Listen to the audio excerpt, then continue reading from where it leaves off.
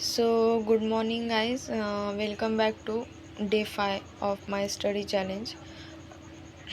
आज सुबह मैं 6 बजे उठी and I started my day with positive mindset.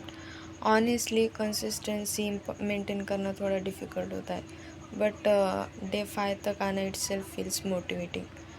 सो मेरा आज का प्लान है quant aptitude, reasoning and English plus proper revision. So let's start today's study journey. So पहले मैंने परसेंटेज के बेसिक कंसेप्ट रिवाइज किए, like percentage to fraction conversion, fraction to percentage conversion, increase and decrease formula, and successive percentage also. So yeah, and मैंने ये समझा कि exam में direct formula याद होना बहुत इम्पोर्टेंट है, तभी आप कुछ क्वेश्चंस अच्छे से सॉल्व कर पाते हो.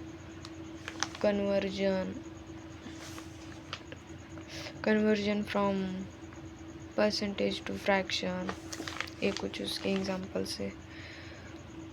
उसके बाद मैंने अप टू 30 क्वेश्चंस सॉल्व किए, लाइक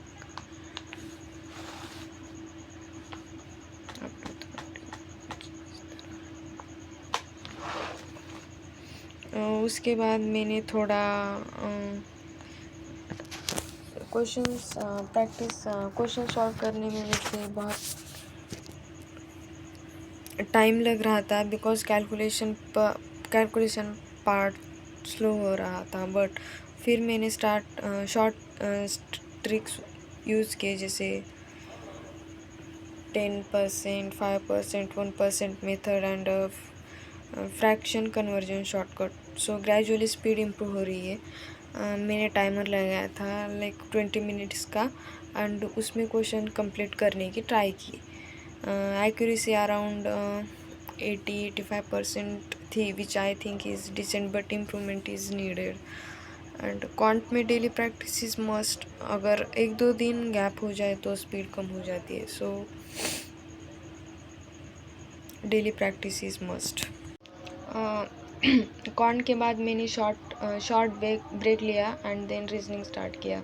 सो पहले मैंने बेसिक पैटर्न समझा, टॉपिक कोडिंग और डिकोडिंग करने का, alphabet shifting, like 1 like +2 -1 pattern, then reverse alphabet coding, number coding and mixed pattern coding as well. Direct coding, Chinese coding. Yes. मैंने एक notebook में पैटर्न्स लिखे फॉर क्विक रिवीजन. फिर मैंने 25 to 30 क्वेश्चन सॉल्व किए. Initially कुछ questions confusing थे, because pattern identify करना डिफ़िकल्ट था, बट वंस पैटर्न समझ आ जाए क्वेश्चन इजी हो जाते हैं. सो रीजनिंग में सबसे इम्पॉर्टेंट है calm mind, proper observation, no hurry. आपको जल्दबाजी नहीं करनी क्वेश्चन सॉल्व करते समय एग्ज़ाम में.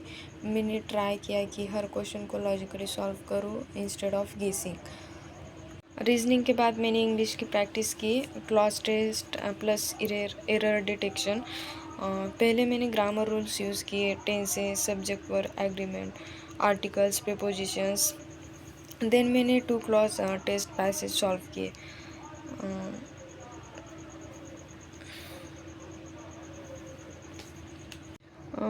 इंग्लिश में वोकैबलरी भी इम्पॉर्टेंट है. सो मैंने 10 न्यू वर्ड्स लिखे with meanings. And reading habit improve करने के लिए मैंने 15 मिनट्स न्यूज़पेपर रीडिंग भी की. इंग्लिश डेली थोड़ा थोड़ा प्रैक्टिस करना ज़रूरी है. आफ्टर दैट डे के एंड मैंने 45 मिनट्स रिवीजन किया, जो कुछ भी मैंने पढ़ा था, लाइक परसेंटेज फार्मूलाज रिवाइज किए, कोडिंग पैटर्न्स देखिए, ग्रामर रूल्स क्विक रिवीजन किए. एंड रिवीजन के बिना प्रिपरेशन इनकम्प्लीट होती है, इसलिए revision is must throughout the preparation. So मुझे लगता है आज का स्टडी सेशन बैलेंस था। सो ऑनेस्टली डे 5 तक कंसिस्टेंसी मेंटेन करना इजी नहीं होता। कभी कभी मोटिवेशन लो होता है, कभी डिस्ट्रैक्शंस होते हैं, बट मैं यहाँ समझ रही हूँ कि डेली स्मॉल एफर्ट्स ही बिग रिजल्ट बनाते हैं। इवन इफ़ प्रोग्रेस स्लो हो, बट रेगुलर होना इम्पोर्टेंट होता है। मैं परफेक्ट नहीं हूँ, but I am trying daily. So this is why